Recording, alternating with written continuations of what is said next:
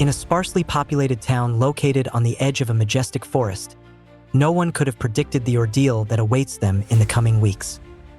The village was known for its bright holidays and warm meetings, but this year something in the atmosphere has changed.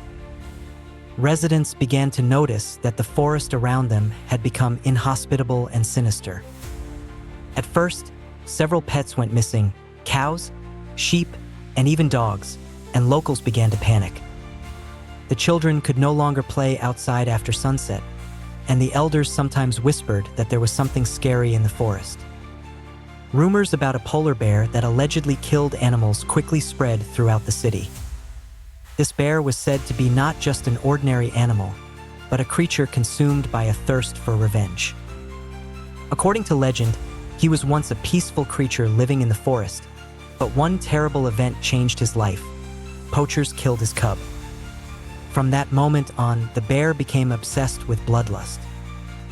One day, when winter was just beginning, a tragedy occurred in the city. At the harvest festival, which was held by local residents, several people decided to go to the forest for firewood for a festive bonfire. They had no idea that horror awaited them. As they approached the edge of the forest, they came across footprints, deep furrows in the snow that clearly belonged to something huge.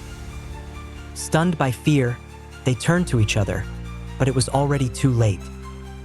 A menacing growl rang out from the darkness of the forest, and before anyone could react, a bear jumped out from behind the trees and attacked them. Shouts and exclamations rang out noisily, and the bear showed its unbridled rage in the world. Survivors said that the bear resembled a ghost. Its snow-white skin dazzled the eyes, and in a second it avoided arrows and blows, as if it knew what it was doing. Those who tried to defend themselves, he easily put to flight. It was at that moment, when the lights of the lanterns on the holiday were shimmering, that people realized that the joy of the planned holiday had turned into a real tragedy. The next day, the residents gathered at the local church and decided what they should do. Each of the parents carried the bitterness of loss in their hearts, and fear took over their souls. After discussing the situation for a long time, they decided that the bear must be destroyed. This was the only logical way out. The elders made a plan, and the men of the group gathered, armed with guns and nets, ready to hike into the forest. However, when the hunters entered the forest, they sensed that something was wrong. The trees stood like silent witnesses, and the air was filled with an eerie silence. Every rustle under their feet made their hearts beat faster. The connection they once had with nature began to fade. It was as if they had lost their home, in which everything was clear. It took several hours before the hunters came across the funeral, right in the middle of the forest. All around, on the snow, there were gray furs and footprints that showed that the bear was nearby. Soon, one of the hunters raised an arrow and pointed at a shadow that flashed through the trees. This moment became crucial. The bear suddenly attacked, enraged by the interference, and the screams of the hunters reverberated throughout the forest. They understood that this was not just a hunt, it was a real battle for survival. One by one, the hunters fell, inheriting those who stood before them, and soon disappeared into the black darkness. Only one of them, feeling his wounded pride, was able to run back to the city, shouting that the bear would not be killed. Overwhelmed by fear, he said that the bear was not just a predator, but the embodiment of malice, and the attempt to kill him was doomed to failure. The townspeople were horrified, but they were able to reach an agreement. Realizing that physical force would not help solve the problem, the residents of the city decided to take a different approach.